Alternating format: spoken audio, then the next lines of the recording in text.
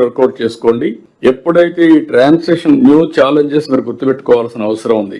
ఒకప్పుడు నీళ్లు ఉండేవి కాదు, నీళ్లు లేనప్పుడు పంట వేసేవాళ్ళు కాదు. ఒకప్పుడు నాకైతే 10 సంవత్సరాల్లో 8 సంవత్సరాలు అనంతపూర్లో గ్రౌండ్ నెట్ వేస్తే వచ్చేది కాదు పంట. అప్పుడు వచ్చినటువంటి ఇన్నోవేటివ్ ఐడియానే ఇన్పుట్ సబ్సిడీ. అది ఫస్ట్ టైం హిస్టరీలో ఇన్పుట్ సబ్సిడీ వచ్చింది. ఏమిటి, మేము పెట్టుబడి పెట్టాం, విత్తనాలకైనా డబ్బులు ఇవ్వండి అంటే ఇన్పుట్ సబ్సిడీ తీసుకొచ్చాం. అక్కడి నుంచి ఈ రోజు ప్రోడక్ట్స్ వచ్చాయి.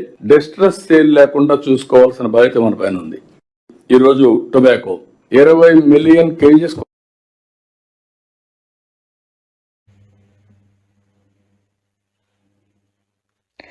మహిళల మృతదేహంతో భారీ సంఖ్యలో దళితులు రోడ్డుపై బైఠాయించి ధర్నా చేశారు. మహిళా మృతికి కారణమైన వారిని ఇక్కడికి తీసుకురావాలని, వారితో క్షమాపణలు చెప్పించడంతో పాటు వారిని నగర బహిష్కరణ చేయాలనే డిమాండ్తో నిరసన కొనసాగుతోంది. పోలీస్ ఉన్నతాధికారులు వచ్చి నచ్చజెప్పినా ఆందోళనకారులు పట్టు వీడడం లేదు.